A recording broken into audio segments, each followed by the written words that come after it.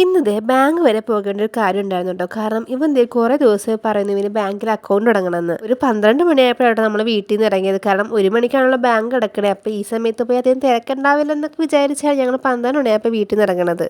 വീട്ടിൽ നിന്ന് ഇറക്കി നമ്മൾ ആദ്യം പോയത് പാസ്പോർട്ട് സൈസ് ഫോട്ടോ എടുക്കാനുണ്ട്. കാരണം ഇവൻ്റെ ഒറ്റ ഫോട്ടോ ഇല്ലാത്തതുകൊണ്ട് നമ്മൾ ആദ്യം തന്നെ പോയി ഫോട്ടോ എല്ലാം എടുത്തിട്ടോ.